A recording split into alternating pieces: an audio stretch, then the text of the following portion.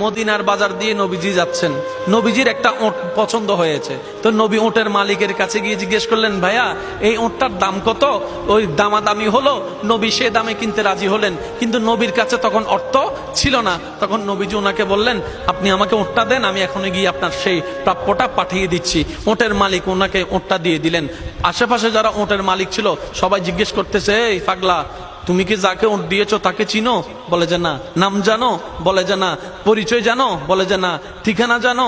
না। তো তুমি যে ওটটা দিয়ে দিলা, উনি যদি ওটার টাকাটা না ফাটায় তখন তো তুমি লসের মধ্যে চলে যাবা। সে ওটের মালিক বলে, এত সুন্দর নুরানি চেহারাওয়ালা কখনো বাটপার হতে পারে না, কখনো চিটার হতে পারে না, কখনো মিথ্যুক হতে পারে না।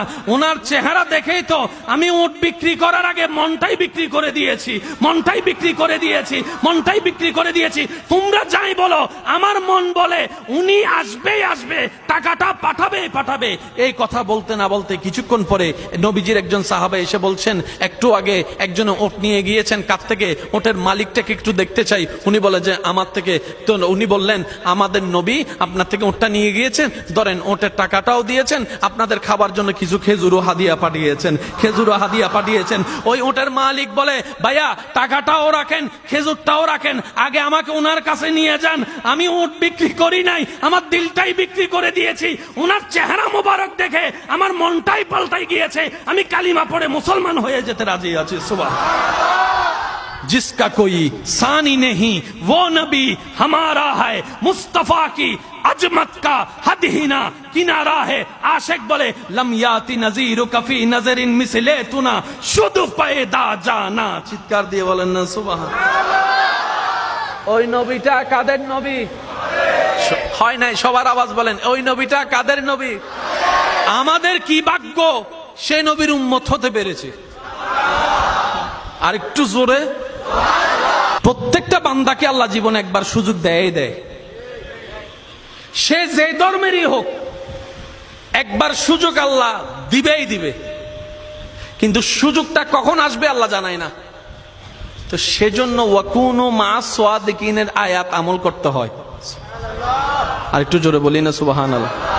ওয়াকুনু মা সাদিকিন আয়াতের উপর আমল করলে সুযোগটা যখনই আসবে আপনি সুযোগটা ধরতেও পারবেন, নিতেও পারবেন।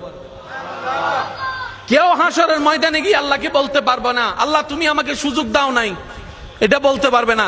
আল্লাহ পাক বলবে যে অমুক দিন এটা তোর সুযোগ দিছিলাম। আপনি তখন মনে মনে বলবেন, ও মাইলে ফিরে নাই তো নো বুঝি দেয়া না। কথা বলেন, কথা বলেন, কথা বলেন, ঠিক কিনা? আল্লাহ প্রত্যেক বান্দাকে জীবনে কয়বার সুযোগ দেয়? দিবে। হয়তো আপনার এসে চলে গিয়েছে, আর না হয় আসবে। একটু প্রস্তুত থাকেন। এটা ধরতে জানলে দুনিয়াও কামিয়াব, আখিরাতও কামিয়াব। যেমন বায়েজিদ বুস্তামিকে আল্লাহ আপন করে নিতে চাচ্ছেন। উনি সারা রাত ভর কি নিয়ে দাঁড়াইছিলেন? ভাই বলেন না ভাই। পানি। হাতে কি? হাতে কি? সারা রাত কি করছেন? দাঁড়ায় আছেন। আল্লাহ এটা কবুল করে নিছে। ডাইরেক্ট আব্দুল্লাহ থেকে ওলি আল্লাহ বানাই দিছে। সুবহানাল্লাহ, জোরে বলেন না। তো যে পথ পার হয়ে উনি যেখানে যেত 10 বছর লাগতো, আল্লাহ সেটা সেকেন্ডের ভিতর পার করাই দিয়েছেন। সেজন্য মা বাবার যখন সেবা করবেন নিয়ত এটাই রাখবেন, ও আল্লাহ এটা তোমার যেন পছন্দ হয়, এটার দ্বারা তুমি আমাকে কল্যাণ দান করো, এটার দ্বারা তুমি আমাকে জান্নাত দান করো। মা বাবা সেবা করার সময়, মা বাবাকে দেওয়ার সময়, মা বাবার উপকার করার সময়, বউকে দেওয়ার সময়, স্বামীকে দেওয়ার সময়, মানুষকে দেওয়ার সময় নিয়ত রাখবেন, আল্লাহ তোমাকে খুশি করতে চাই, তোমাকে রাজি করতে চাই, তোমাকে রাজি করতে চাই। সুবহানাল্লাহ বলেন না। তোমাকে রাজি করতে চাই, তোমার দেওয়া সম্পদ তোমার খুশির জন্য তোমার বান্দাকে দিচ্ছি, তোমাকে রাজি করার জন্য, তোমাকে খুশি করার জন্য।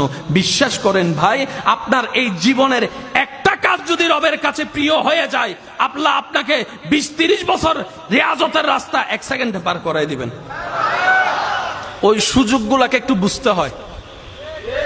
একটু জোরে বলেন না রে ভাই।